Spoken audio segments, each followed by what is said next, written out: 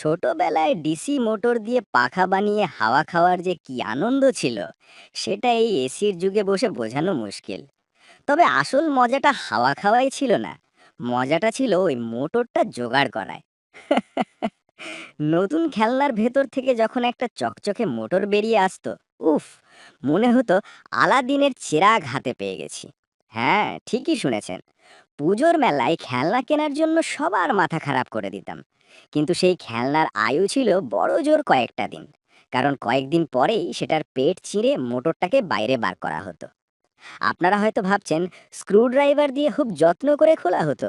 না, প্রথম প্রথম চেষ্টা চলতো বটে, কিন্তু ধৈর্য হারিয়ে শেষমেশ দু হাত ব্যবহার করে খেলনাটাকে ছিঁড়ে ফেলা হতো। খেলনাটা আর জীবিত থাকতো না ঠিকই, কিন্তু বিশ্বাস করুন, মনে কোনোদিন কোনো আত্মগ্লানি হয়নি।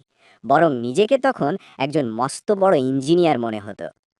একটা কথা মনে পড়লে আজও হাসি পায়। আমার একটা পুতুল ছিল, মাথা নেড়ে বেহালা বাজাতো। একদিন আমার এক বন্ধু জেদ ধরল তার একটা মোটর চাই। আর তখন আমার কাছে মোটরের একমাত্র সোর্স ছিল ওই বেহালা বাজানো পুতুলটা। বাকিটা আর নাই বললাম, বাকিটা তো ইতিহাস। সেই দিনগুলো আজ আর নেই। হাতে হয়তো এখন দামি গ্যাজেট আছে, কিন্তু সেই আধভাঙা প্লাস্টিকের খেলনা থেকে মোটর বের করার সেই তৃপ্তিটা, ওটা বোধহয় ওই ছোটবেলাতেই ফেলে এসেছি।